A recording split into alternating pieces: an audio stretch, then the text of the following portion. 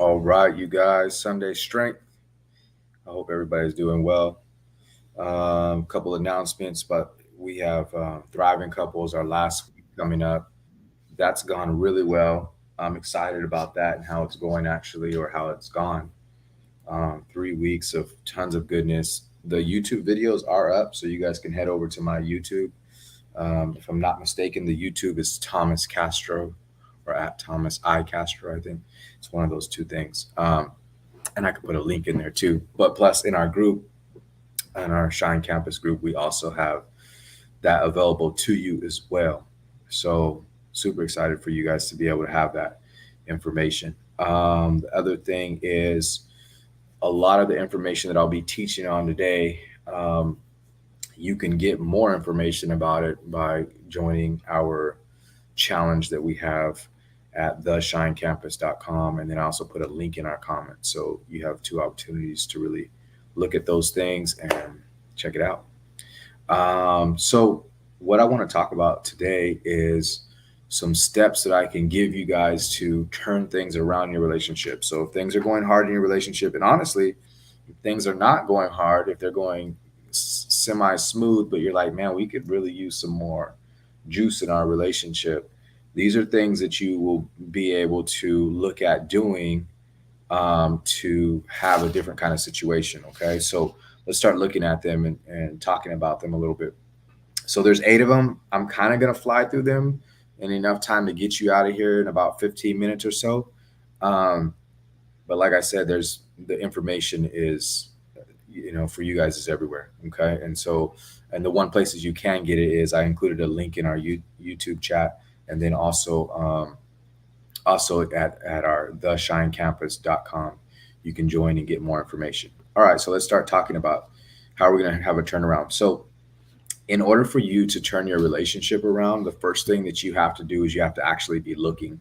And while that seems like common sense, a lot of times people think, um, I, I need my person to change, or I'm waiting for something to happen, or somehow I need some other kind of miracle to go on. And that's not altogether bad, but it's not really the right way to approach life or your relationship. So I need you to be reading, I need you to be watching, I need you to be searching hard for what's the actual thing that I need, what's going on with me, what's happening with me, how am I approaching my relationship. Um, and if you're in a relationship where you could talk to these things or talk with your partner about these things, then it's going to be useful. But if it's just you, you could start the turnaround for your relationship all by yourself. And that might not feel comfortable for you. And a lot of people will say, no, it will never work that way. But then they stay in that relationship and they're going to go on to the next one. It's going to be as difficult. So really, it does work that way. There's an opportunity for you to be different that starts breeding a different kind of success. So just know that you can go at this if you don't have the availability of your partner. It's not what I prefer, but if it's the only option, we'll take it. Okay. So I want you to start expecting more out of your relationship and more out of yourself. Um, and then that starts getting you to seek something else and start seeking more. Okay, the second thing that I want you to do to try to get a turnaround in your relationship is for you to be able to um, get some kind of guidance, right? So there's a lot of options. The Bible might be one option for you, therapy, and not to put those things on the same page, but there's just a lot of people out there, a lot of situations that you could try to use. A coach, right? Start, and it's not just anybody that you're going after. You want something or anything that you're going over after. You really want something that shows that, you know what, this is something that works for me. You don't want to go to your friends and say, hey, what do you think I should do? That's not going to be productive. They love you and they care about you too much to always tell the truth, and or not be emotional about it, right? So our friends will have a place for us, but it won't be in this initial step. The first thing that you have to do is really seek guidance, because the guidance that you're going to get is probably going to challenge who you are. So it's not going to be something that you're used to doing. Because if what you're used to doing was going to get you to the place that you wanted to get to, you would already be doing it. You see what I mean? So we need somebody outside of our circle, with somebody who has the kind of knowledge that we could say will help lead us to a different place. All right. So the third thing is I want you to try to know and operate based on some things that are useful about you, useful about your relationship, and useful about your partner. So we stop forgetting about all the goodness that we have. And I'll start with the partner part. Um, we forget that we love our partner, and the reasons that we started loving our partner, the more angry that we get, or the more bothered that we get, or the more challenging that situations get. And we start taking them for granted. So we need to see that part too. And then our relationship, there's a lot of value that our relationship can bring to our life that we just don't pay attention to. And we need to start understanding, okay, what are the valuable aspects of my partner? What are the valuable aspects of my relationship that I'm going to be able to use to actually help propel us to a different scenario?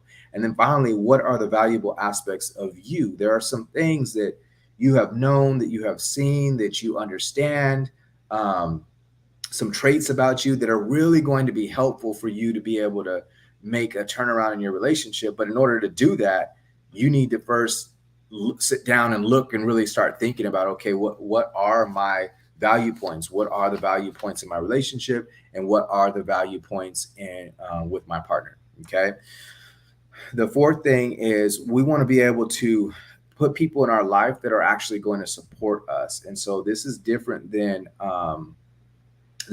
like friends, because our friend groups are already there. And again, there will be a time for our friends um, scenarios, and maybe there are like a unique situations where you'll use that. But think about this: what if you had like a group that you were in of people who were working on their relationships, right?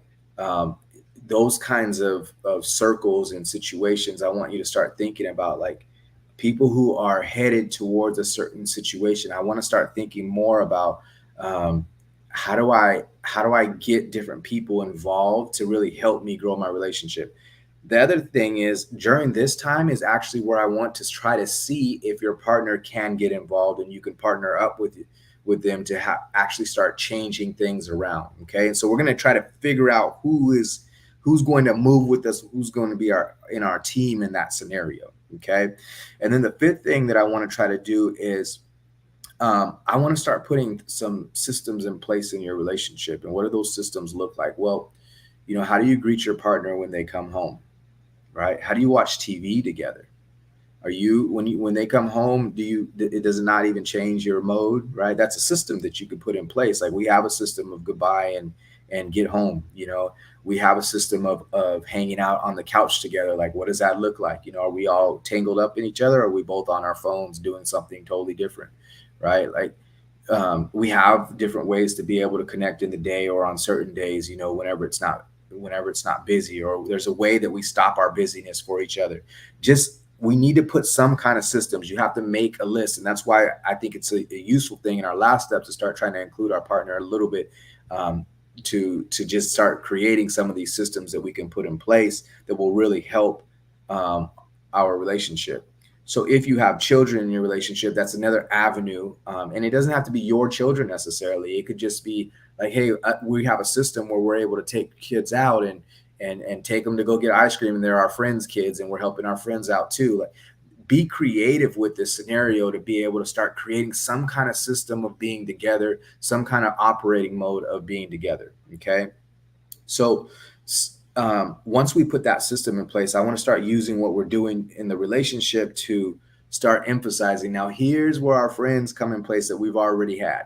Now we'll go back to them and start sharing the goodness in those scenarios that are going on. And you have to be careful with, like, who your friends are. Well, you probably don't have friends that are going to negative talk your relationship, so we don't have to talk about that. But the most important thing is, start sharing what the goodness is that's happening in your relationship because of those first 5 moves that you just did, right? So you want to start sharing that with different people, and maybe even possibly helping other couples out to do the same thing, right? So you don't want to start turning into like a couples therapist, so to speak. No knock on me or my wife or anybody else is doing those things, but you want to start loving on people, start helping people with being able to understand, like, some of the things that you've done, because all these things, we're doing actions, and even though I'm saying them quick, they take a little bit of time, right?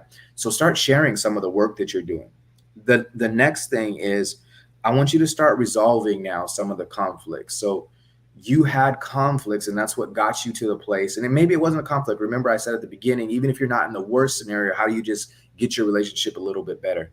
Now we can start going back, if they're not already resolved just by some of the movement that you've done. let's start going back and start looking at them and seeing like what have we put in place or what do we need to put in place to actually resolve what was there that was causing us a hardship so we don't get back in that situation again. Okay, so you start resolving all those conflicts. That's the time to do it right now. Okay. And then the last thing that we want to do, once we are resolving the conflicts, I want to start growing our systems. So we put the systems in place that would help us to get out of the situation. Now, how can we grow that? And as an example, let's say that we put a system in place of how we get home and how we leave the home together. But now we want to put a system in place of how we're doing vacations together, or how we're doing couples retreats together, or how we're maybe taking other couples on date nights with us so that we could actually spread that love, right? So there's different avenues to it and there's different ways of going about it, but I want to make sure that we start maintaining what we're doing by putting all these systems in place and being able to really kind of change around what has gone on and sustain what the change that we've been able to put in place. Okay, so man, I flew through those steps. I did in less than 15 minutes, which is pretty good. There's a lot of details that goes with it.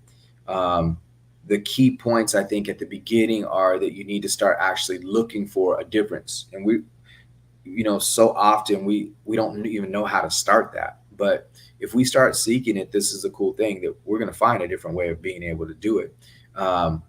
It's the challenge whenever we want to somehow wait for somebody else to make the next move and do it right. Yeah, that's where it gets really hard for us. So if we can start seeking it and then finding somebody who's going to lead us, and that's the next hard thing, is sometimes we don't have the right leader, and there's a call, at least for me, there's a call that I always figure like this is a hard one to make. If I'm going to find somebody who is not thinking like me, how do I know if they're thinking the right thoughts, right? And a good way to mark that is look at their life, right? Look at their life. Start knowing them a little bit more. Try to figure them out a little bit more. Look at their track record. Like who else have they worked with?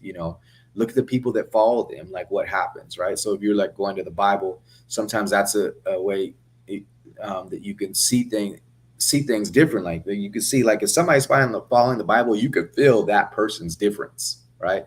If somebody proclaims to follow the Bible, but they're not doing it, you could feel that difference. See what I mean? So no matter what the leadership tool is that you grab onto, it's really useful for you to find something that's not already your mindset, right?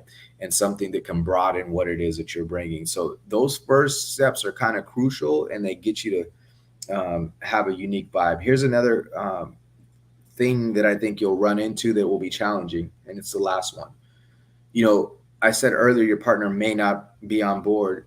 I do know this: if you can just put your head down and start working, and that's kind of a figurative concept, but if you can put your head down and start working on the relationship, that a lot of times gives your partner the chance to do their things that they need to do to get to the spaces that they need to get to. I can't guarantee you that everybody's where they need to be to actually make the change. Some people are still stuck in their ways and will still have a hard time, and it won't be good. Like that just, unfortunately that is how it is sometimes, but that doesn't mean that you can't do all the things that you need to get good at it. Okay. So that's what I want you to give yourself a chance at is, look, let me just start working on the relationship turnaround, not needing somebody else to come with it.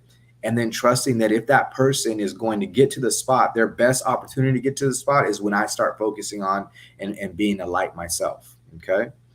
All right, you guys, those 8 steps, I promise you, will change your life if you're willing to implement them. If you have more questions about them, please feel free to reach out. Again, we have our Shine Campus challenge that we put on. It's the How to Be a Power Couple challenge. That's always happening. So you always have an opportunity that we'll have our live opportunity for that. And then we'll have our live challenge again next month, and I believe it's the week of the 11th or the 10th. And so those things are coming up, and they're available for you. We'll talk to you guys soon. Have a good day.